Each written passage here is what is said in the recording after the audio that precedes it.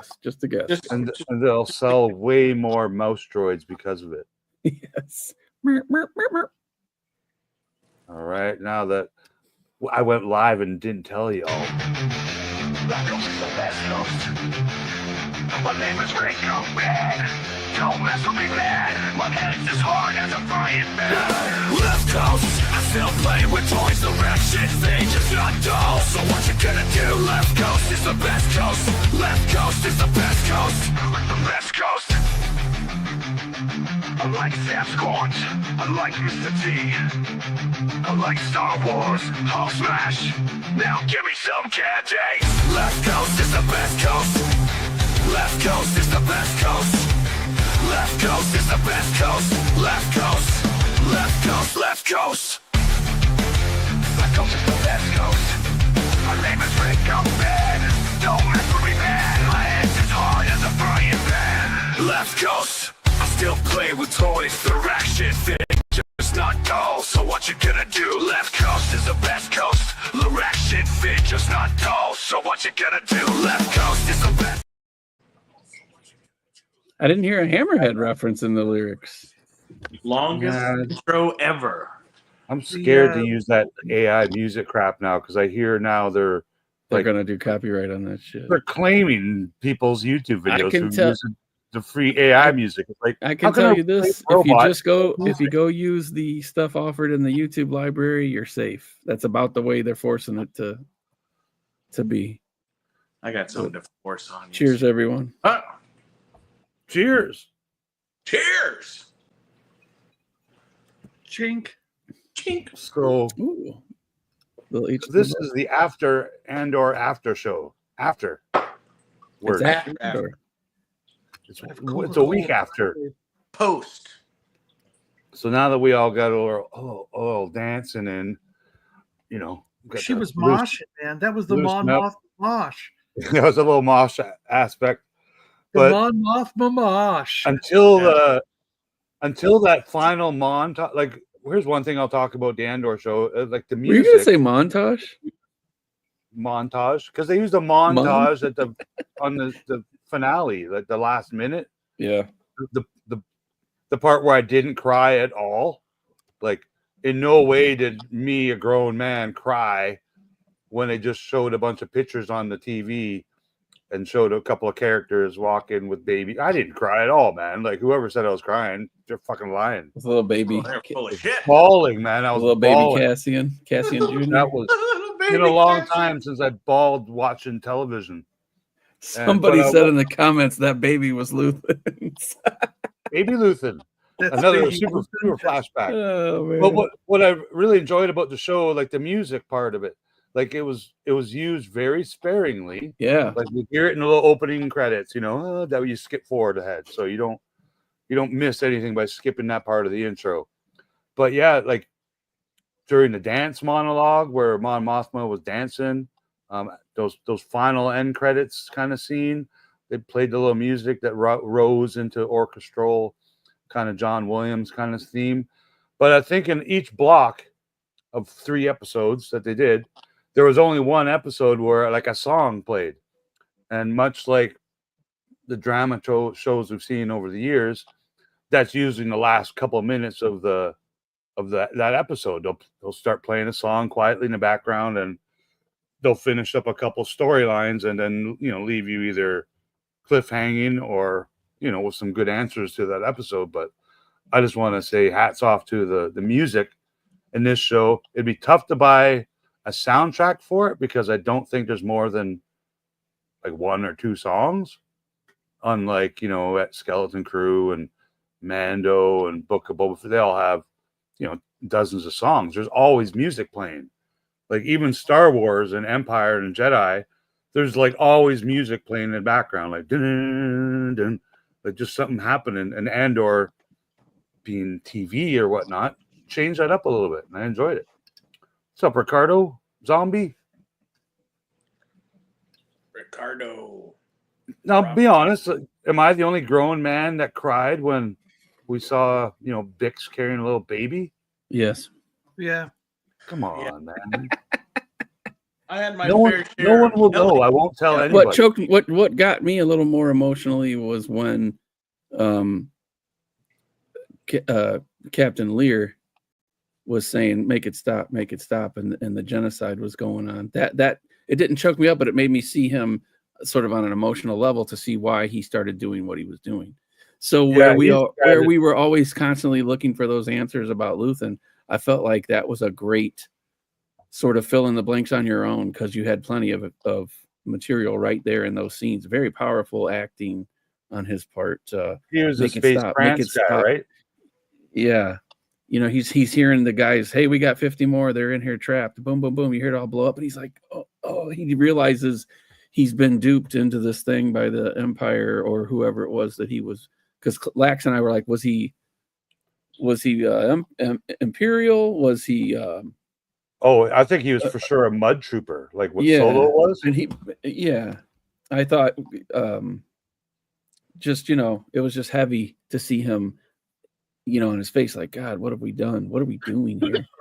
He's caught between were you that moral surprised at that episode, Lack? Like that we got almost a full episode of Luthen, some backstory, and I don't know if I had heard that we were going to get a backstory, but I was pretty sure that you'd almost have to get something, But so, I wasn't necessarily surprised, but I was still at the same time, I was surprised at the story, Were you happy with it, with what they gave us on Luthen?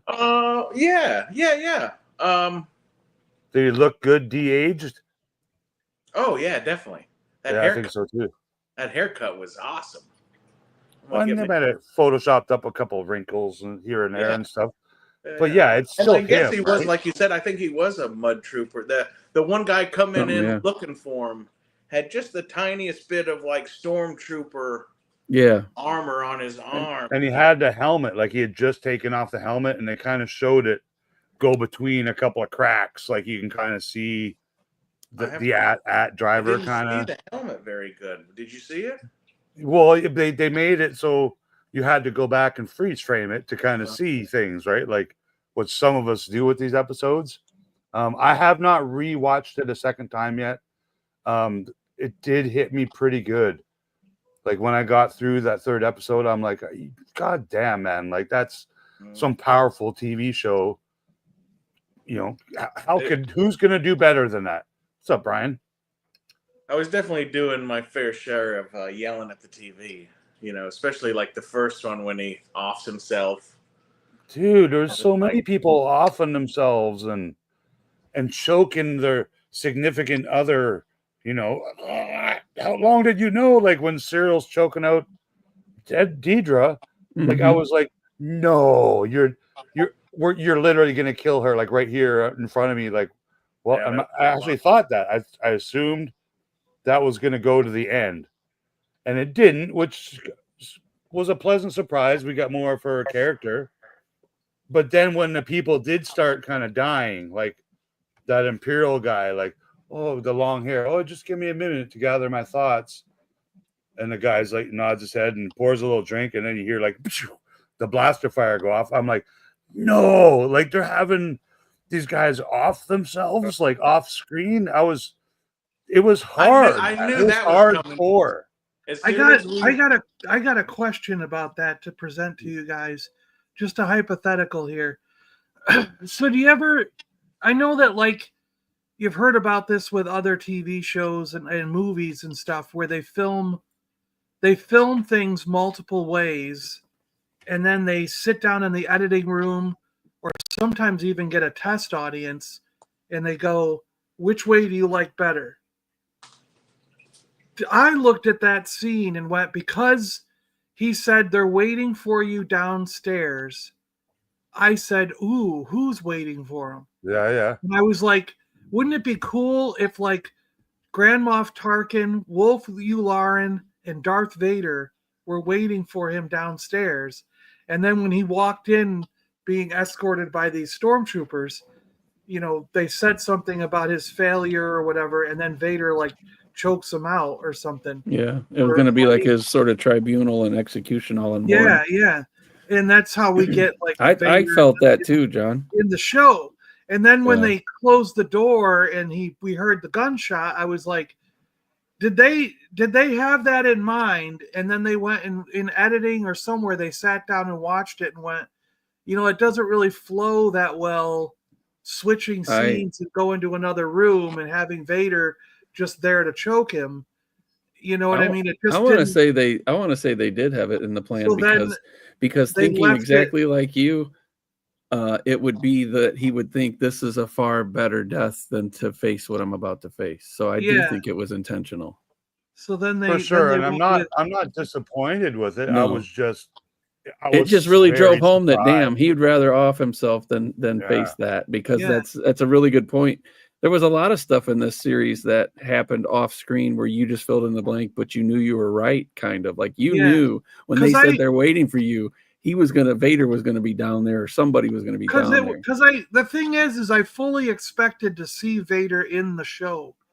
Because here's what I thought. I was going, they kept this very, very quiet, like what was going to happen. And they were very reserved with telling us, especially the last 3 episodes, and what was going to happen. There was nothing, there was hardly anything in any of the trailers that had anything to do with the last 3 episodes. So I was kind of happy it wasn't spoiled. So I was kind of like, okay, that means they got something big coming. And they learned their lesson from Obi-Wan with Anakin, because they if you look back at the history, we kept Grogu's secret, and everyone went apeshit. We kept Luke Skywalker's secret, and everyone went apeshit.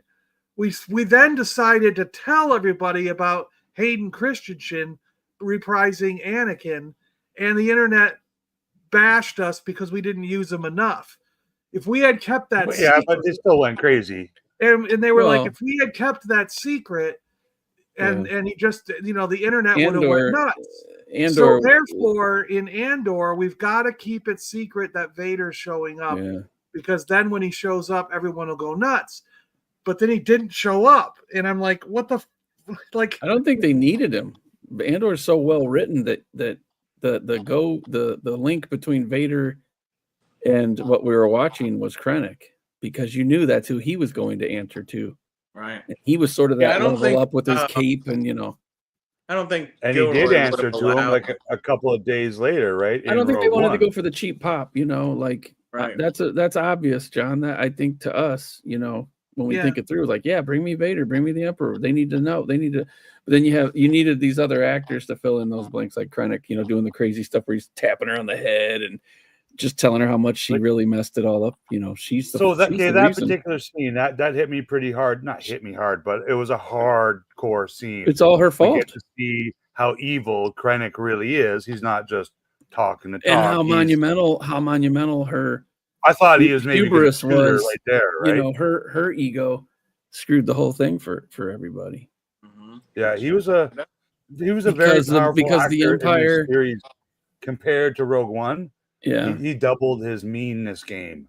Well, so good on him for she hid the truth on finding all that, because everybody was being pushed to one up each other so bad in the ISB and everything that she didn't even want to tell him, and it was like 2 years or something. She said, "Yeah, it's like what the hell? What else do you know? Now everybody knows. Too late."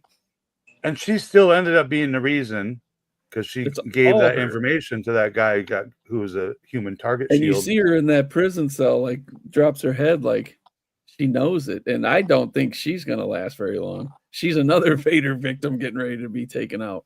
And just very ironic that she ends up like in a similar, if not the same prison as where the show started, right? In the orange and white jumpsuit. Just amazing. Like, I didn't see that coming either. No, like, not at all. No words, no dialogue. Just, again, that music. I thought if anything, Luthen or somebody would have taken her out. That was just way more. That little monologue. Yeah. And with the Luthen thing too, like, he was the first character to kind of off himself off camera, so to speak. Like, he had his back to us, and she's like, "You freeze, sucker!" And he's like, currently carving in his lung or whatever. With a special weapon he found. And then we just kind of see the hand going to the side with the blood dripping off. I mean, I was like, no, we did not just see a guy self-harm himself on Star Wars. Like, the last thing I ever thought I would see was that. That, and then that admiral guy shooting himself, off camera as well. I just never thought I would see that, and I guess saying it was an important part of the story says something, but without that, I still would have been very satisfied with the show and the message it delivered and the performance of all the people. But I mean, man, there's some of those scenes I was just like, okay, there's a line, and we're just gonna go above that line, And then the last scene, no one's gonna expect this. Let's put a baby in Bix's hand.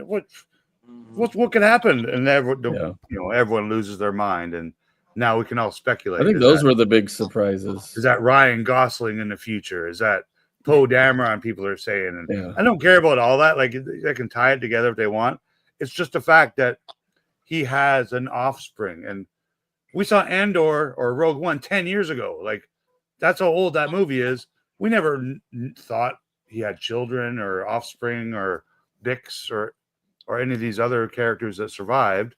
So now we can talk a little bit. Okay, there's definitely not going to be an Andor season 3, right? Like, that would be Rogue One. Unfortunately, yeah. But look at all the characters that lived. Clea. How badass is she? How badass is she? Clea, Mon Mothma's cousin. I can't remember her name, but the other red-haired lady. And the brown guy and his girlfriend, who's from Space France. Melshi, like Melshi's gone. Everyone who was on Scarif is gone. But I'm glad we finally got to see Melshi. I brought him up in the first after show, and because I got the name wrong, but we did finally get him. The next time we did get him. Yeah. Hey, what's going on, Captain Spaulding? Captain Spaulding. What's going on, brother? Yeah, I think it was. It couldn't have been no better. And like when y'all were talking about Vader and stuff, like I don't, with the few interviews from Gilroy that I've seen, he's like a real artist, man. He's like a real filmmaker. He does it old school, right? Like, you don't have to know what happened to so and so, and you don't have to know where Cassian's sister is. He used it to the maximum potential of that story. Even like the Clea character, like right after I watched a little making of on YouTube, right? Which was another brilliant 15 minutes of documentary based on the 3 hours of me watching Andor and maybe crying at the end. So watching that, it also hit me because they were showing the scenes where the actors are saying goodbye to each other. They just finished their last day. And I'm just like, oh, I just finished watching this and I'm sad. Thanks for doing this all again.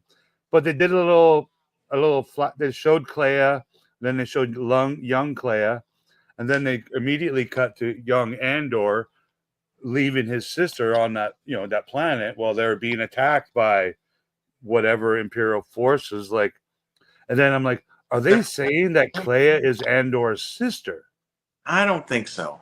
No, by looking at IMDb and the actors' names, they're not the same actress. The two girls who played young Clea and young Andor's sister. But I'm like, in my canon, in my head, I'm going to pretend that that's Andor's sister. But they're not even the same race. What, human? They would what do you... Mexican? They would both be like the same complexion, yeah. No, I know. They're just both dark-haired, not really she's not really tanned. It just made me think they're just leaving her open, which is cool because she's alive. And we don't ever hear these characters' names spoke of in Star Wars and Empire and then Return of the Jedi and then the sequels. So we don't ever hear their names spoken, but we have to imagine that somehow maybe they're all, or most of them are still alive and helping the rebellion, right? But now we got that time where, okay, this Andor season 2 took place over, what he said, 4 years, right? So each little block of shows was a year. So now give Tony Gilroy another year or two of block of time anywhere. Just pick a time, anytime, and get him to, like the opening credits of Empire. Like, okay, make that movie. because Rogue One was based on the opening credits of A New Hope. Like, I think 11 doing the bounty hunter story at Ord Mantell would be pretty cool. Oh, there's hundreds of things he can pull from, right? Yeah. People that have already written stories, but when he wrote Andor and Rogue One, you know, he didn't pull those from legends or other stories. He created those based on, you know, George Lucas's character, so to speak, right? So I say we give him that privilege again, make a story, you know, for a movie, or a movie would be great now at this point. Another series would also be great, but make another story. Like, pick your own timeline. You're talking about Gilroy specifically? Yeah. Didn't he say that he's done? Didn't he say I'm out of the... He's done for a while because he just spent 10 years making this. Well, right. But didn't he say I'm like, he said, I'm out of the Star Wars game? I know he's in his 70s, and well, he is. Wait. But what He about can't the wait other? 10 years to do another show like this. What about the other two? Well, I've seen lots of there was interviews three with him. Gilroys. There was three Gilroys that Three worked on the brothers. So show. him and his why one can't brother. his other? Yeah, why can't Him the and other his one two brother work on are the main writers. They wrote the whole thing. His third brother is the editor, and he edited the film. So it shows how well these guys work together, because it's going to win all the awards. Even if Tony doesn't want to do more, just get the other two to do it. Yeah. And I think it was Brett, I might have heard say, like, hey, invite Tony Gilroy to be Mr. President of Lucasfilm. Maybe that will something get him interested in writing a couple of new shows. I enjoyed how, like, no, you can't have him in charge, because we'd never ever see another alien again. Well, okay, one downer. That may not be his fault. They did bring in that one alien grandma in the wheelchair. Adamant. He was very adamant about. He thought that any of the aliens put in would be fan service, and he didn't want to do fan service. And that's the only negative I have about him, is that eventually I think he would have to if he was put in charge of something, right? I counted 0 hammerheads for this series, you know. I counted 0 hammerheads, and it's still my favorite Disney Plus show. Believe it or not, right? Because I personally don't think showing aliens in Star Wars or droids in Star Wars is fan service.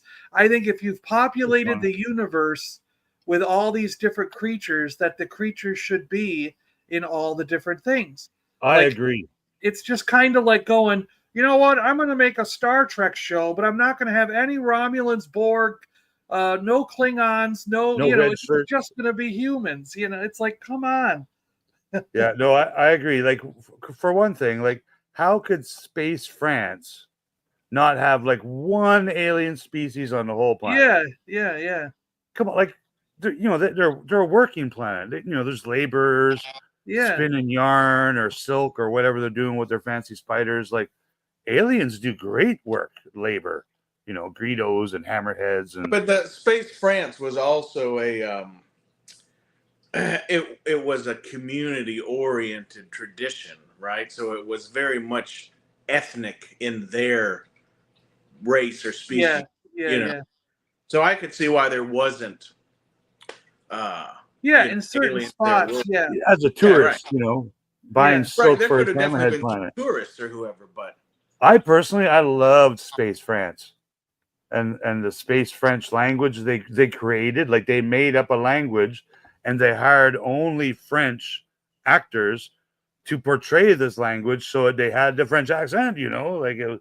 And I just thought it was brilliant. It was brilliant. Like, that's probably their first mistake. They're speaking in their Space French, and they're showing us the English subtitles, and I'm thinking, wait, are they speaking? And I'm trying to block them. Are they speaking French?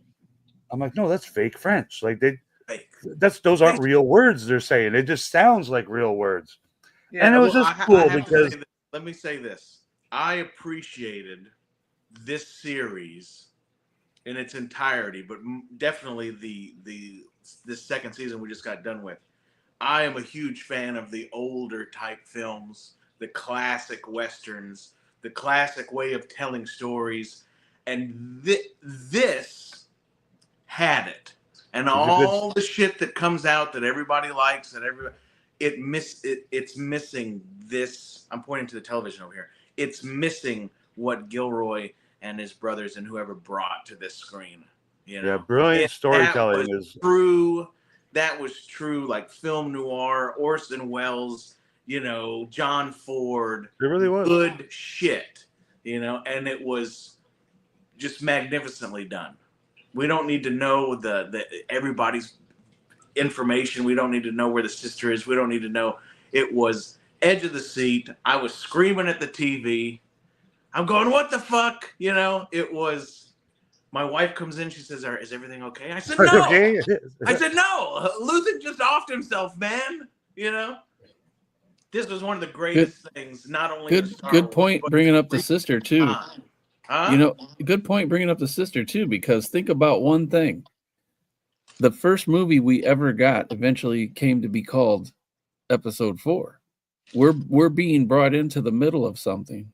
Mm-hmm. We don't know the past. We don't know who's who. Who's this guy in this? Is this guy in this black suit a robot? We don't know. So the sister was just a sort of a starting point for Andor. That's just how It was he the whole purpose got into for the season events of 1. what was going on. Yeah, you know, he's looking for his In a sister. way, He ends yeah. up shooting the cops, Well, and then I it's heard on. an interview with Gilroy, and the interviewer was, you know, he's like a new age kind of a kid, and he asked, "Well, how come we don't know where the sister is?" And you know, Gilroy tells him, you know, the whole reason that Andor is trying to save the universe and help everyone out is because he has this loss of not being able to take care of his sister. If she shows up and they all ride off into the sunset as a family, then he has no reason to go on and to die at Scarif. He lost his family on the planet he's from. He lost his mother that raised him. He lost, yeah. So Like, that was the point. It builds his character. Yeah. And do you think that's also why? Do you think like that is also why Andor considers himself in the fight since he was 6 years old? Definitely. Yes, for sure. He says that a couple times, right? Because he views it as the Empire's fault that he was taken from that planet. Mm-hmm. Because they saw the Empire, they saw the Empire coming when he was a kid, and then his adopted mom and dad take him away. Right? They, in a sense, rescue him from that doomed fate. But those guys, the ship that crashed, that him and his little tribe of Neverland children, like they plainly have the separatist symbol on them, right?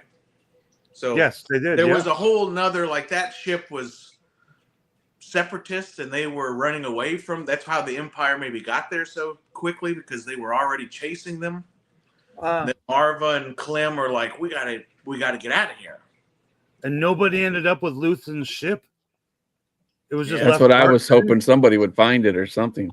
That'd be awesome to see another show like somewhere in the future, and somebody just goes into some place and finds it. Turn of events where that Imperial spy, the really nerdy looking guy, met him at the park bench and was telling Luthen, and you can tell Luthen's all like blood pressure's getting. He's like, "Oh, something's up, man. You gotta tell me. And then the way the camera was just kind of like just showing a little bit of him to the left from the back, then showing Luthen from the back.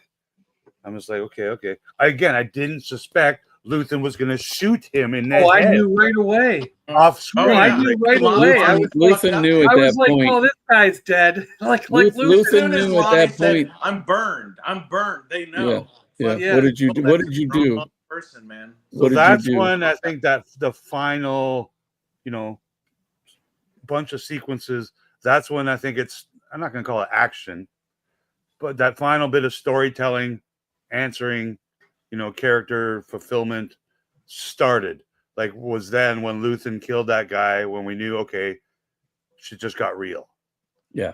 People are coming for him. We think people are coming for him. And now he's arguing with Clea. Okay, now you go do this. I'll go burn the shop down. She's like, no. I'll do that. He kind of had it figured out. You go be safe and take off. Yeah. And he didn't let her. He knew they were coming from what Lonnie told him. Man, I still didn't see it coming. Like him. Well, I mean, he knew that they were going to come to the shop because Lonnie screwed up. So, or was just so scared by everything. So he was telling Clea, he saved Clea's life, telling her to go, and he would go burn it down. Absolutely, he did, yeah. And she, sadly, finished took him off the life support, right, so to speak, space life support, which was very sad. But I didn't see that coming, because I'm a believer. And you're thinking she's doing all this, going through all the hallways, killing guards to rescue him, right? That's what I thought. It's like, oh, she's gonna wheel him out of there. She's the nurse. Luthen's reason But for no, she being just became a cause for Clea. Disconnect him and walk away. I'm like, no. Like Luthen's reason to do anything became the cause of helping Clea. And to Connor's point about the 45 degrees, Luthen's perspective and world is turned upside down, but it also showed a change in Luthen, because where he hated hearing about the death and unnecessary death, you could see this change, because he viewed what he was doing as, causing necessary death to make change, So then he did not like doing that to Lonnie, but he had no choice at that point. He knew. He's like, this is screwed up. Yeah, Connor, you're right. The cinematography in this show, every episode had something outstanding. Like, I've talked to these guys about before. I like how everything is centered. Like, if it's a round doorway, it's in the middle. It's not up here, with more things on the left and the right. It's all just kind of centered. When Andor was at his house with Bix on Yavin, again, she kind of wrote that note and left, right? And he's standing in that round doorway. That was very similar to that round doorway he was standing in when Marva rescued him, like in her ship's kind of cockpit or cockpit window, whatever it was. But there was a lot of that rhyming, as Lucas called it, right? Like, it's all poetry. This series had it throughout. I've seen so many of these, spoiler shows afterwards talking about comparing things to season 1, comparing things to Rogue One, that, I caught on because I did watch Rogue One immediately after those 3 episodes. It was, it was 9 o'clock. Well, that's good, because I have a question about this too, because in Rogue One, Baze and them say something like, "We've escaped more prisons. Don't worry, then we can count," or something. And Cassian says, "This is the first prison for me." So he acts like it was the first time he was ever in prison. Okay. And then we're like, well, that's not true. We saw it in season 1. He escaped the Imperial prison. Right. So why do you think he doesn't consider that a prison? Maybe is it because he didn't have bars on the door? Like the bars were on the door when he was captured by Saw? Maybe, but think about all that time where we didn't get story. Like, when we started up a new block of shows, a year went by. So during that year, a lot of things could have happened, right? Like, he could have been in prison again, on another planet, being a spy, killing more. No, Cassian says he's never been in prison before. No, I'm just saying in those years that we didn't see television footage of, it's unknown what could have happened. Like, again, there's more story there that could be told, but I mean, I don't think we're going to get that. I would imagine, John, that was probably like the Rancor, when the Rancor ate the Stormtrooper. I think it might have been just an oversight. I gotcha. Yeah. Because I'm sure that was just an oversight, but I'm just trying to figure out a way to make it make sense from Cassian's perspective. Just like Cassian said in Rogue One, I've been in this fight since I was 6 years old. So from his perspective, when they rescued him from the planet and became his adoptive parents, that's where he entered the fight, even though he didn't join the rebellion until Luthen recruited him. You know what I mean? And was opposed to it also. He was very much like Jyn Erso in the beginning. It's not a problem if you don't look up, kind of a thing. Yeah.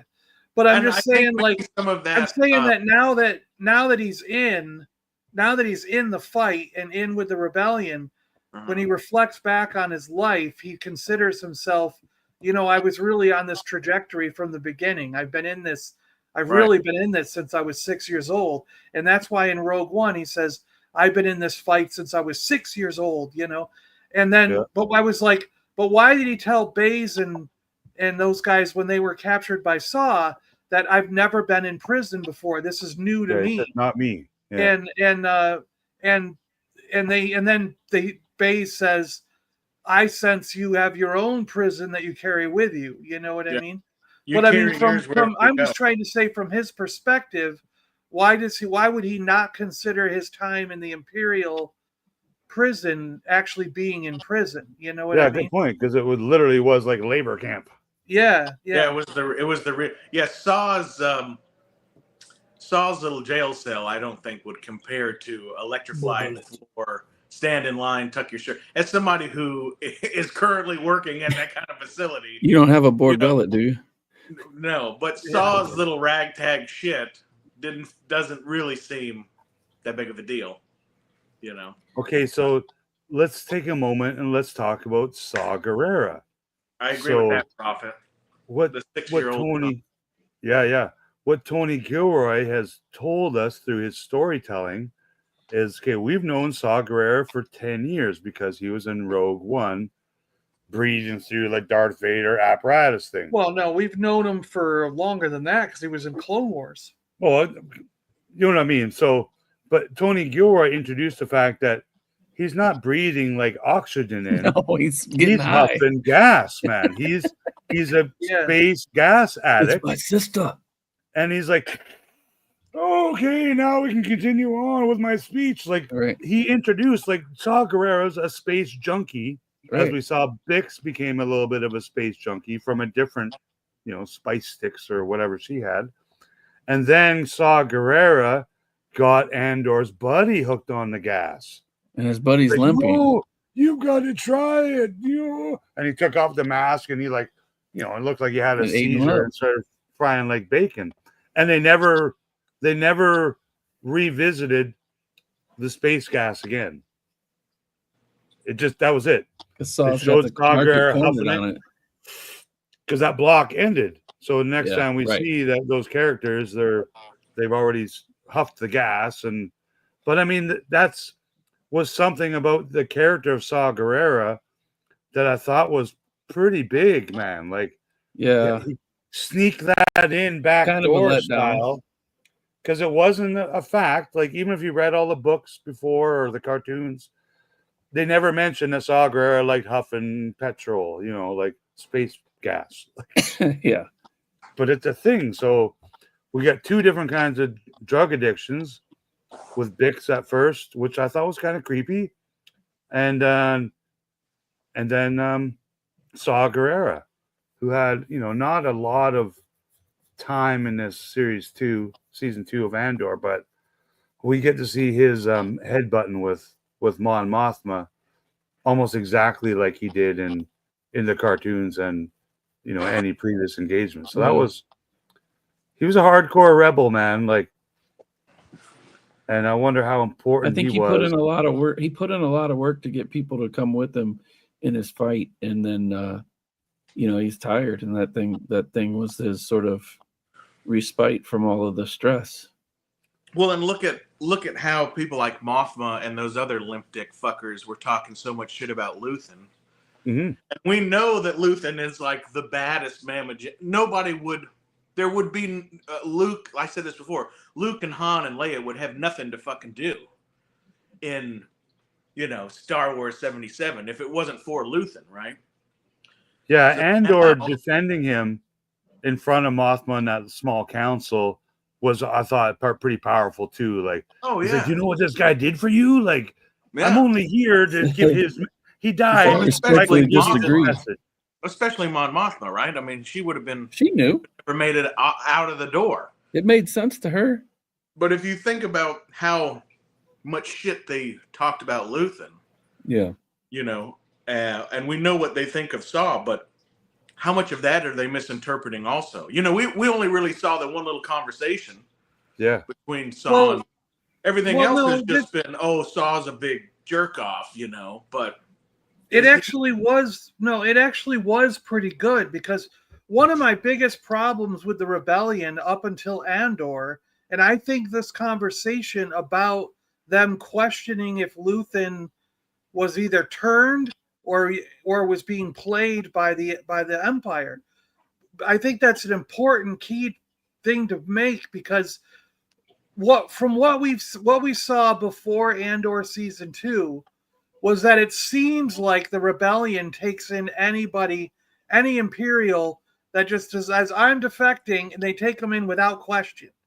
You know what I mean? Like you've got, even the TIE pilot in Rogue One, no one really grills him or takes time to like fully interrogate him, except for maybe Saw Gerrera, who has every right to be suspicious. Space alien truth Because telling, like Biggs, like even Biggs says this in the deleted scenes of Star Wars.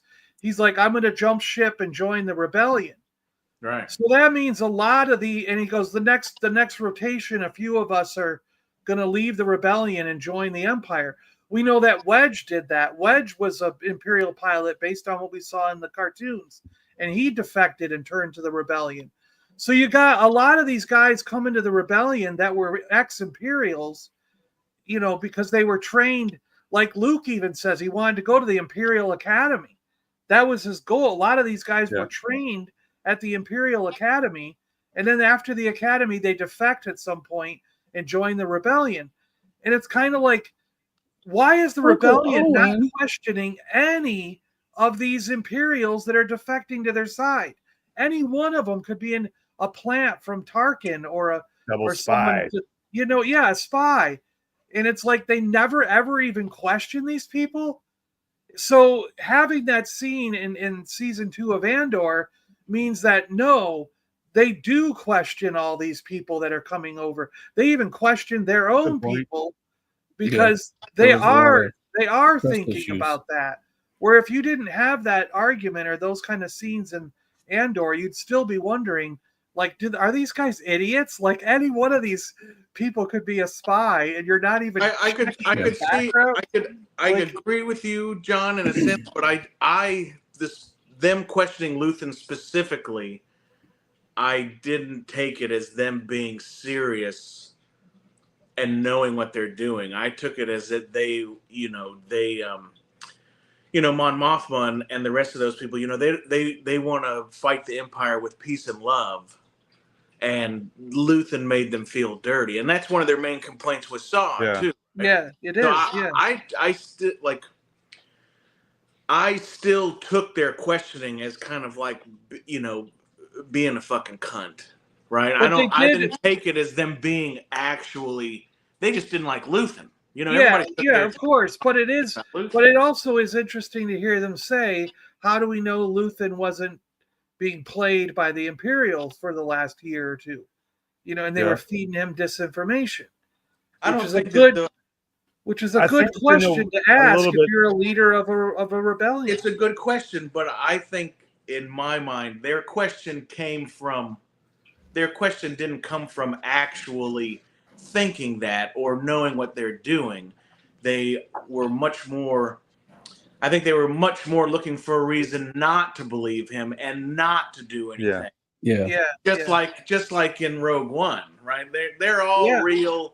They're all real happy sitting around playing fucking army guy on Yavin, but when the shit gets real, it's too much for them. And especially Mon Mothma, right? When Luthen killed her friend, who she hadn't seen in forever, who was helping her with the money, 2 years later, that's like the first thing she says to Luthen. Do you remember my friend Tay Coleman? Yeah, what happened to him, huh? Like, no, bitch, nobody gives a fuck about that. Like, we have shit to fucking do. That guy. And you're either on the Luthen train or you can get the fuck off of it. Because there are much bigger shit. Did you catch on who her husband was with in this car? In that final scene? The in-law. It was the freaking mother of his daughter's husband. Right. And so I believe they did a husband swap without swapping the husband. You know what I mean? Right. Well, I believe that there was a deleted scene where the Empire did kill her husband because what's his name? Scalvo or something? I believe there's a deleted scene where they had come to him after Mothma had left, and he's kind of in on it, right? He does know what's going on. Yeah, because he financed it. Yeah, because he helped her get her money or whatever. Helped her clean her money and shit. Yeah. But he knows. And then there's a deleted scene where Empire has offed him, or tortured him, or gotten rid of him. So it was. So if that scene was in there, we would have seen them together as a much more sweet, harmonious. Like, oh, they've banded together, and not so much like a cheat and dirty. Because I was wondering, I'm like, okay, so we know what happens to Mon Mothma, but you've introduced us over many hours to her asshole husband and her daughter, you know, in this traditional marriage in Elfland. And you introduced us. Like, you spent whole episodes expanding those characters and the wedding and the big rave dance scene. Yeah. So I was kind of wondering, are we going to see them again? But I was very surprised for that one little 5-second clip of him just, you know, drunk in the car with some chick laying on his lap. Yeah, you know, I totally missed that. Her space wine all over his lap. And then to clue in that that's the same lady that Mon Mothma was dancing with and taking the shots with, because, you know, they're at a wedding and stuff. And I'm just like, they didn't need to add that scene. Would have felt the same about this whole series, no matter what. We didn't It need was to see a what cool happened. little added bonus. Yeah, because I'm sure it costs like $300,000 to produce that. right. They're like, just in case We you didn't really think need your it. parent was a dick, here's this. You know, but yeah, I think there You was. guys a remember deleted this guy? scene where Yeah, the he's still husband, alive. her husband has He been. gets off. laid after all. Yeah, he finally does get some, huh? She had some nice big hair. That's all. I like big hair. That girl was a winner. So I thought So it got what super can strong. we think of? What's next? What adult Star Wars story can we get next? You I know? liked how Rogue this One. was kind of like mystery, crime, drama.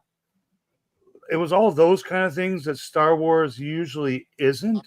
Yeah, Like, cerebral. considering the last show we just kind of watched, I think we all watched The Skeleton Crew. It was just a fun, you know, Goonies kind of, kind of movie. This was like a 490-degree change from what that was. Like, it just really was. Like, it's like watching Dora the Explorer or Breaking Bad. Like, they're two different Or Dora audiences. was Breaking Bad. That's a hard comparison, but I mean, Skeleton Crew. What she got in her backpack? Star Wars was kind of children, like the Clone Wars, Rebels, Ahsoka. Yeah. I think all that's still aimed towards people younger than me, but I'm cool with that. It's still entertainment. I'll watch it. This show was made for people my age. Like, it was literally, just like when we were kids and our parents were watching Dallas and Saint Elsewhere. Those shows were for adults. This show is an adult show. I don't want anybody that's a Star Wars fan to take this wrong, but I don't think Andor was a quote unquote Star Wars show. I think it was an Andor show. It was very rooted on him and the events that lead into what we know as Star Wars. Like, it was, to me, it's just like its own thing in that universe. Well, I think that's what makes it. That's what makes it. And I'm not saying that's so bad. Brilliant. I'm saying that's what makes it so brilliant. That's what I'm saying. To me, it's just like the old westerns, which no one will ever admit or talk about how great. They pulled off something original in that universe, you know. Right, and that's what makes it right. Yeah. They're being a cowboy with a hat. A good western is a great story that has nothing to do with the horse or taking shots at the saloon. Right, it's an amazing story about life, death, and loss, and perseverance, and like that's what the good shit is all about. And this show has that. This was the first Andor season 1 was the first Star Wars anything my wife watched, and she's never seen Star Wars. And I said, hey, you should watch this. She said, I don't know anything about Star Wars. I said, you don't have to. Just watch this as a story. Did you catch? She said, well, this is fucking great. And did you also catch what was his friend that was with Bix on the farm planet that got killed? Brasus? The guy that he thought turned him in or whatever, and he's like, you bastard. But he kind of said it in a way he didn't think that would make that guy look innocent. Yeah, he didn't really think that. He was covering for that. Yeah, he was like covering for him, you know. Like cerebral. Like stuff like that is in this series where it's like it's not directly stated, but you get it because of the weight of the scene. That's Like right. it's Oh, excellent. absolutely. It's so well Story's done. old. And Have- there's so many times in this series that happens that you got to go back and watch season 1 all the way through to this and go, oh shit. There's so many oh shit moments. Like, damn. Like That's that one thing was, I haven't done. I haven't rewatched I feel like season I'm gonna one. have to now and watch them all straight through. Well, I did. because that. I Skip watched the the Rogue intros One and- and I was happy to watch Rogue One right after. Yeah. But now I'm like, maybe I do want to watch season 1 again. Like I'm a fan of the show, so I'm Just not like going we're to dislike saying it. earlier when John was saying, you know, when they said they're down there waiting for you to the officer, and his buddy knew, like, I'm gonna let him have a minute. He says, "Can I have a minute?" And he offs himself because we just filled in the blank. We knew who was down there. He was going to that Imperial shuttle, Yeah, and his buddy knew that he. and Was, he knew, like, yeah, I wouldn't want it either, dude. I wouldn't want to go see the asthmatic robot either. So You know? here's a couple of what ifs now. So now we have the Mandoverse, right? So the Mandoverse is more like, I'm just going to generalize, space cowboys, you know, Western theme, like Lack was talking about. So it's kind of got that theme. We got adventures in space with this bounty hunter and his little baby green guy. You know, it has that. It has the aliens that we've been talking about. We've got spaceships. And then we get introduced to Thrawn and Ahsoka and those other characters, as well as Luke. So now with that universe being where it takes place, like after the original trilogy, characters like Deidre could be like a 60-year-old woman in prison. Could she not be? Yeah. And It would be, could yeah, Thrawn like fucking hope she is. recruit her or something? I'm just 25, I'm 35 just years inventing ahead. things here, but I mean, the way all these timelines are set, except for like what we know of as the High Republic, like long time ago, hundreds of years ago, only Yoda lives, like where all these timelines are within a 30-year span. So there is, I'm not saying they are going to connect Crossover. the dots, but there is a little connect the dot ability Well, they're going to in the Mandoverse with all this these Andor shows in show that timeline. I appreciate, like how he shoehorned in little things, like he shoehorned in this new TIE fighter that we only read about in Wizards of the West Coast games. If back in the nothing day, else, right? it's caused Dave Filoni to step his game up for Ahsoka Oh too, man, for sure. he should just say, you know 'Cause what? he's already said pull- this I'm is going to pulling be an out. all-out war with I'm Thrawn. pulling out, says Dave. I can't do what you did, Gilroy. Right, Take over, right. please. Yeah. That's what Dave Filoni's dad should He have was done. fighting. He was fighting the whole time with Fucking Filoni to pull get out. half of that stuff in that show. He should have. And It- of all people, Kathleen Kennedy actually stood up for Gilroy and said, "No, we're doing Because as it." much of all of us are super Star Wars fans and nerds, and we can probably write a little 20-minute story about some new characters or some of our favorite characters. I know for sure Brett can. I know John can. John could make a comic book about his favorite characters. It's we don't need that. And Andor was so good because it didn't concentrate on the Lukes and Leias and the Vaders, Right. but they did fit within the story. Like you Yeah. can't delete them and pretend they don't exist because we know the outcome. We know Dude, what happened. the last 5 minutes of Rogue One is so OT Star Wars. You know what I mean? It is, and I read a And it's guy like who the was, first season of Andor wasn't anything like Star Wars at all, and then the second season slowly becomes this different thing. And like I said, it's its own thing in that universe, and it all culminates in those last few scenes of Rogue One, and you're like, "Holy shit, that's amazing!" and how I they saw did an that. interview with Tony Gilroy and some of the other guys who made Rogue One, and it might have been this documentary on YouTube, but at the end of Rogue One, this editor kind of just like, hey, well, maybe what if we did this? You know, what if Darth Vader showed up? Because they'd finished it, and Darth Vader wasn't in Rogue One. That scene didn't exist. And this editor, like not one of the major producers or writers or directors, he just suggested this to Gilroy after the fact, and he's like, you know what? That's a pretty good idea. Let's And that's do where that. he appears right and then there in they that filmed hallway. that like 2 days later. 2 Death Stars. Yeah, now I want the story before the second Death Star is built.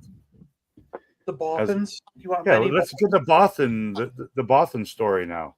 Manny It's gotta be Bothan. at least 1 year of time. They died for the second one. Yeah. So now There's give us just that one story. guy named Manny. Manny Bothans. The Bothans didn't die for the first one; they died for the second one. Yeah, we could do a Bothan story. Teddy Bothan. So And his now that cousin this Vinny. series is over, like it's sad to think we have almost a year before we get some new live action Star Wars, and I believe that first piece we get is the Ahsoka show, unless the Mando movie comes out beforehand, but I somehow don't think it will, because it's going to cost more in post production and whatnot. I know they're finished filming the Mando movie, but they're right in the middle of filming Ahsoka season 2.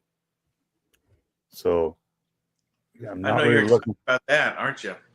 I was I'm really, not, but I'm looking forward to some more Star Wars. Like I need my yeah, fix. that's what puzzled me why they went to the 3 episodes a Give me that week, because fixed I was Star like, Wars. wow, you really shortened my summer here with Disney Plus. But one thing that I saw said that they were so worried about it failing in the ratings, which I don't even see how ratings matter with streaming, that they went ahead and compacted it like that, and it actually worked. And it's a huge hit. I think more I than read people know. that they got the most new subscribers Yeah. off this series than any previous Star The Wars. only other one that would have been series. bigger So would if have been that's a- Mando season 2. If that's a stat, I think that's an important stat, because I think that is income. I don't Like- see how you could ever know if it was because of Andor. Well, because No, no other it's new because shows during the came time out. that it's on, When I Nothing sign new up came for a out in Disney streaming, Plus for April and May. when yeah. I sign up for a streaming service, they don't say what's your reason for signing up. No, but it's just during the show time. are you It's here to during the watch? window of that show, and it Right. outperforms It's the everything only else on new- the it's the only- platform. And I know I'm not the only one that canceled Disney Plus 3 days ago. I guarantee I'm not the only one that canceled it, because now I don't need it for like a year. Like I There's canceled nothing coming HBO out on after Disney Plus Last in the of Us next episode year 2. that I haven't already seen, like Captain America and Red Hulk. Seen it. It was pretty much garbage. That's going to come out on Disney Plus before Ahsoka. Yeah. But that's it. There's been no other big Marvel or Star Wars movies for Disney Plus to put out. Like there's just whatever new shows they're making just for Disney Plus that aren't Star Wars and aren't Marvel and, aren't related to those IPs.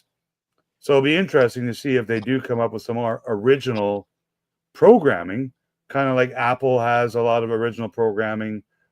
Netflix has original programming, but they're bringing back, I just saw yesterday, Netflix is now the home of Sesame Street. Huh. So all episodes of Sesame Street will be on Netflix. Yeah, I think that used to be on as well as HBO. brand new Funny episodes days. of Sesame Street. So I think Sesame Street was HBO, and they bumped Yeah. them off. originally it was PBS, Right. but it went to they've been HBO. defunded now and don't Because think they HBO exist for years anymore. had Fraggle Rock, which was a Jim Henson. PBS is funded by viewers like you. Yes. And the Muppets, somebody picked up the Muppets last year too. Was that also Netflix or I no? think That that's was Disney. That Yeah. was Disney. So it's Disney's cool had to them for a see long these properties get picked up by these streaming channels, because you can't just go watch, old episodes of those series anymore. Like they're not on YouTube legally. watch And Muppets on Disney, yeah, because I went back and watched certain celebrities when they were on. Yeah, they have all the movies and shows, but they don't With have Mark a lot of Hamill and stuff. newer stuff. No, yeah, They did like a Christmas special or something, but not a lot of newer stuff. They haven't. they do a Don't movie watch every into 3 or 4 years though. Yeah. And they get a couple of new actors in it, right? A couple of new live action actors. Yeah, as a kid, I love those. As an adult, they don't do as much for me because I'm not watching with like my nephews or nieces or children or anything. So, but if I was, I'm sure I would enjoy it a lot more. Much like Toy Story and a lot of the other Pixar animation type shows. They're fun to watch, but I know I would enjoy them a lot more if I was, hanging with some kids watching them, some family and friends like that. But yeah, so I haven't liked Netflix lately because for me, every time I turn on Netflix, all the recommended and all the new shows seem to be like they're not made in the United. I know what you mean. They have a lot of content that's not from America. Yeah, and it's not, and I mean, like, I'm glad that other places are trying. I mean, there's once in a while they do have something that I enjoy, but most of the time it's just absolutely terrible. It's true. And, yeah, and I'm just like, and the That show dubbing, Dark and was some of it amazing. is the dubbing, and I'm like, are you Yeah. kidding me? In today's world, we still can't get dubbing right. Yeah. Like, if you're going to dub it in English and not do subtitles, can't you get people who really know how to act? Like, voice Or speak actors for English. cartoons. Voice actors for cartoons do a better job acting than some of these voice actors they get for overdubbing. Yeah. And it's very easy to overdub cartoons because it's just cartoon mouths moving anyway, so it looks No, normal. but You would what I think mean with is that, computer like, stuff they could do that. what I mean is that I watched one where, like, there was these aliens invading and there's lasers and stuff blowing up and people are running through the streets, and the guy in the show was like, "Oh no, aliens are blowing everybody up. Oh Pew pew. my gosh, look, my wife just died. Oh no, my wife. That's That so sounds bad. like it was totally I'm made in Florida, John. and I'm going, what the crap? Like, he has no emotion in his voice at all that his wife just got vaporized by an alien ray gun. Like, Yeah, I saw a trailer yesterday for a Predator cartoon Yeah. on Hulu, and 1 second into the trailer, their heads are getting chopped off.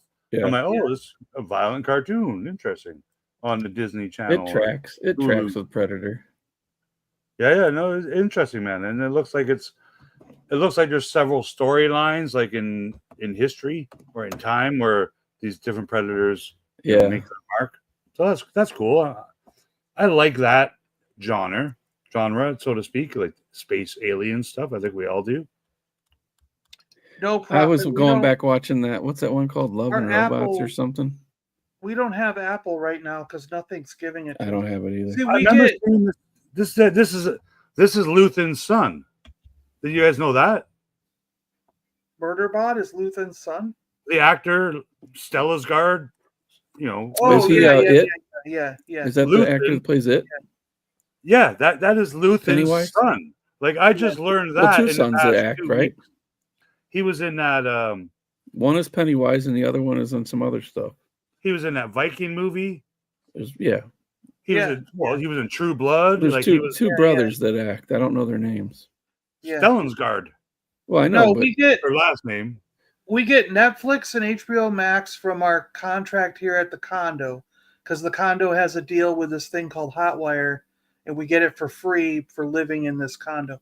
And they have Netflix and HBO Max That's cool. included with that Hotwire package. And then we get Paramount Plus from our phone carrier for free. As long as we have that, we get it. It's like a bundle. It's like in with our phone carrier. We get it for free. that's how I got Disney. Peacock comes from my mom's. My mom gets Xfinity Now, and the Xfinity Peacock, Now part of it, came with Peacock, so that's how we get Peacock. And then Disney Plus comes from being a member of, like, I'm a resident of Florida, and I got a residential pass to Disney World and everything. And for being a member of that, we get Disney Plus for free. Okay. So we get all the streaming services that we use are ones that we get for free from some package deal that we're in. Yeah. So, and none of them have Apple TV, because our Apple phones gave us 3 months of Apple TV for free, but we've used that up since we got our phones. If you go and buy an $8,000 brand new iMac, I bet you they give Apple TV free. Yeah, they probably will. Yeah. So no, the only one Apple we don't TV have. is the one I've never subscribed to, and I'm an Apple guy. I got it when they did that Tom Hanks Apocalypse movie. Yeah, I did watch that. He made the robot. That's the only time and what's the other show where they're in like a different part of their brain when they're at work? They're in a different part of their brain. You know what I mean? That show, it's like a different reality when they're at work. I had to stop watching that show because I only saw season 1. I didn't see season 2. I don't have it anymore. It's too weird. What the hell is it called? I think Vern recommended that show for me, and it got super weird. I'm like, yeah, I can't. I don't need to think this hard about stuff. What's for dinner? Severance. That's it. Severance. Severance. Yeah. Oh, And I was man. so mad at him for recommending it, but it's not his fault. It's just Yeah, it was just that weird of a show. I'm it's a like, very I Twin want Peaks to watch it more, but I type don't of thing. want to at the same time because it's not as good as Andor. Yeah, And nothing will be.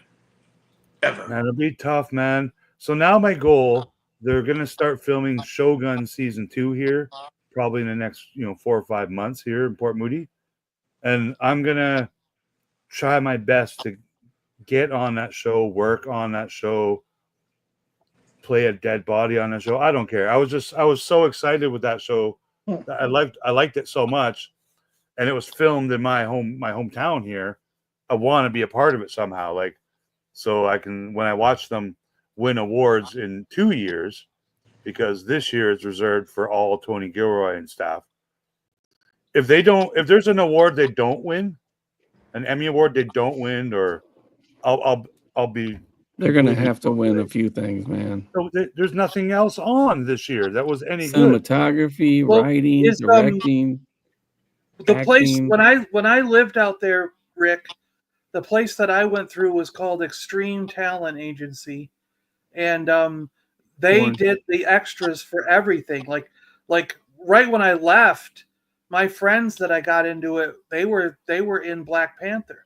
They were in the background doing the boom boom boom thing, in the chanting. They were in those crowds of people, and so like Lack was in the other one where they went like this.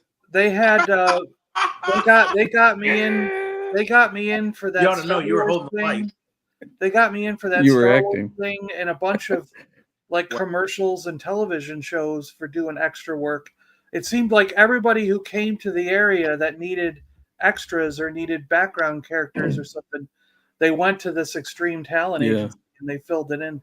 Yeah, You like know? I want to work on a show. Like if they got to build grass huts right Yeah. there in the inlet of Port Moody, like I will help do that. Like I will help, make a leather skirt for some samurai ninja guy. Like that all that stuff, the prop making and the designing of the set. Like you're building these fake huts and fake villages in just a little corner of a town where there's not a lot of buildings and stuff around, right? Like, so it's just a cool piece of land where they can play make believe, and I love that part about the movie making business.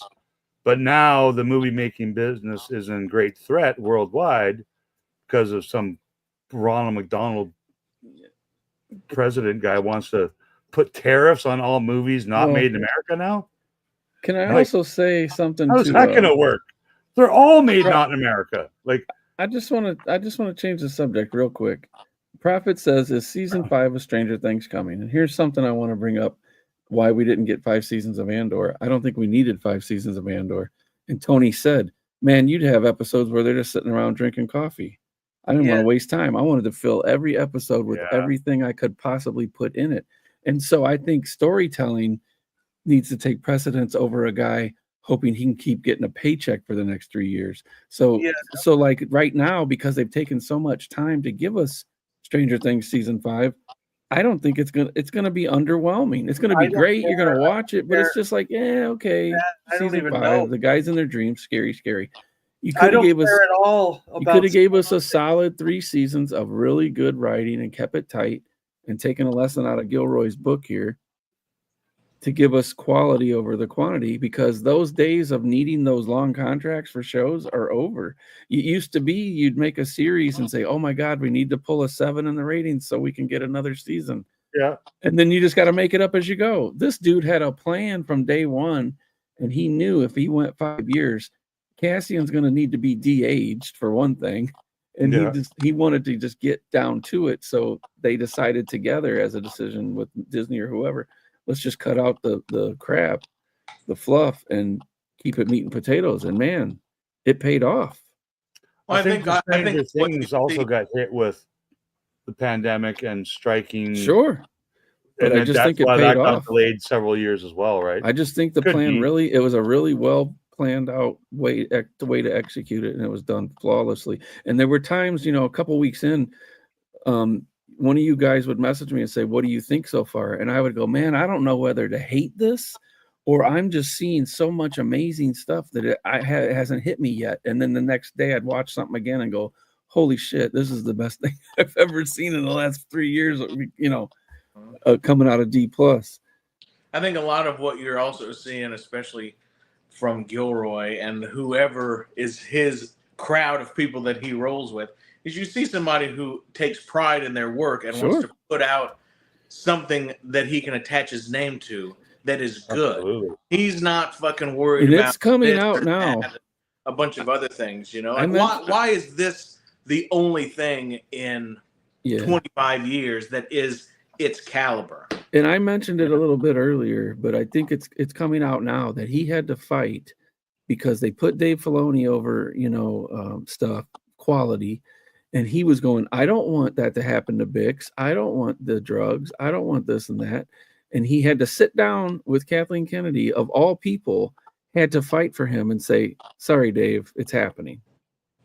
Do you think Dave did one thing she knows, you can say what you want about her. She knows good directors. She's worked with Steven Spielberg, for Christ's sake, for 40 years. So, yes, a lot of shit's her fault. I get it. But in this case, we only got a lot of the stuff we got because she told Dave Filoni to fuck off.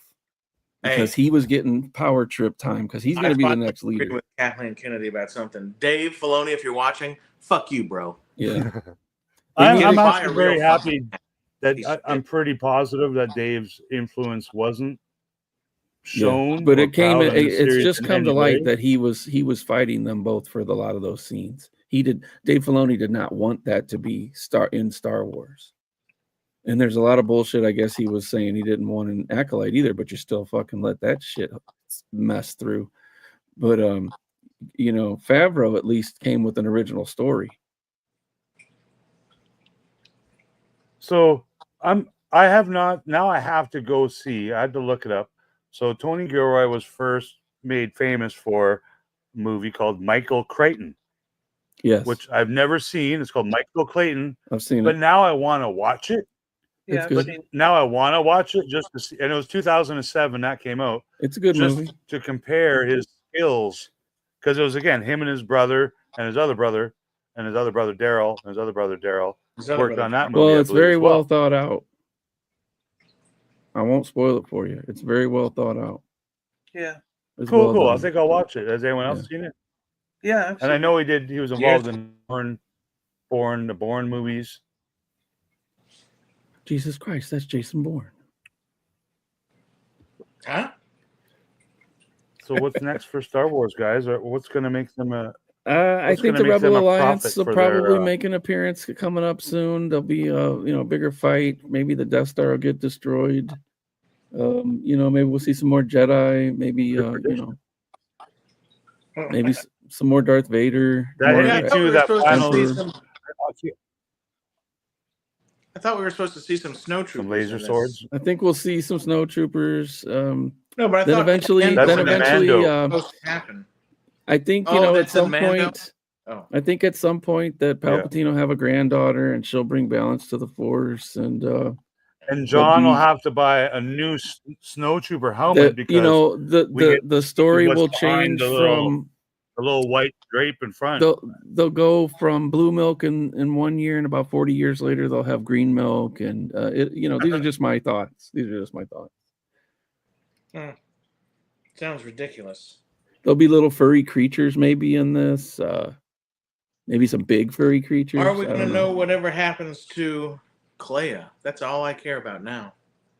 Yeah, are we going to see Clea and Andor walking around Disneyland anytime soon? Yeah, probably. And I'm happy we got to see B2 Emo at the end with his little girlfriend, Yellow Robot. Yeah, again. Playing tag. Chase and stuff. That was sweet, wasn't it? Again, it didn't pop into my mind. I'm like, sure, beforehand, everyone's wondering, what happened to B2MO? Are we ever going to see him again? And there he is. And then Tony Gilroy just throws that in there. You can't say he didn't know that you'd feel that. Like, how did he know? Is he so smart? Okay, so by doing that, good, man. By doing that montage and showing the different things, showed the little Jedi lady kind of moving some crates, and it made us like remember her and like, wow, that's that lady. Mm-hmm. And then we see the little robot be B2MO running around playing. We're like, oh, that's cool. Aw. And then the camera just pans off into the field with Bix carrying baby Andor. Then it's like, here's a knife to the heart to all you suckers watching this show. Put that in your pipe. And Because smoke you know it. he's never going to meet him. That's what Gilroy said to me when I saw that scene. Little Poe Dameron. Rick, put that in your pipe and smoke it. With that, And I did. And I Little, might have little Poe cried. Dameron. I might have and then cried he because I got scraped the smoke in resin my out eyes. and smoked it again. But that's why I was crying, because I actually got the smoke in my eyes when I put it in my pipe and smoked it. But thanks, guys. I hope you guys. I think you did. I think you guys all loved the show as much as I did. Definitely. Greatest Star Wars. 9.998. What'd you say? 9.8? 9.998. Yeah. Because nothing can be perfect. Like even last year when Shogun came out, that was one of my favorite TV shows I'd ever seen, and it was only one season of like a reboot of something that happened when I was a kid, like in the 70s. My dad watched Shogun Warriors. And for police. then when I as a kid, I wasn't into it. Like it was too serious. Just like Andor. Like if I was a little 11-year-old kid watching Andor, it might be too serious for me. Like unlike little Ewoks and Wookiees running around playing with robots and smoking peace pipes. That to me, you know, we can enjoy it as adults. Our children can enjoy it. Andor, yeah, I don't see 11 and 12-year-olds, you know, crying at the end when they see Andor's baby. Like they're not going to get it. So yes, please more adult content like this coming out of Lucasfilm. Preferably Slave Leia, X-rated. Yeah, adult. And you can clone her over and over and over again. I don't care who you have to de-age or not de-age. You can make more good content like this. I'm sure of it. Mr. Lucasfilm himself, Mickey Mouse, whoever's in charge. Yeah, Andor 2. Andor Part 2. They Andor live. Season 3. Make it happen. Andor 2. They live. So thanks to my excellent co-hosts for being here and staying awake this whole time. I'm happy to get on the internet and chit chat with some buddies again. But the Andor. That's not doing anything on the screen. Everyone who showed up in the chat. I can't. Well, his is on a Lax on a phone. He gets the. I'm doing the squeeze and everything. Yeah, you're doing it right. 2 balls to the chin. Cheers, everyone. Thanks for having us, Rick. Thanks a lot, Rick. Brad, see you guys. Take it easy. Later.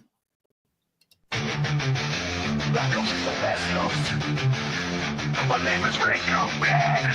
Don't mess with me, man. My head's as hard as a frying pan. Left coast, I still play with toys. Direction, they just not dull. So what you gonna do? Left coast is the best coast. Left coast is the best coast. The best coast.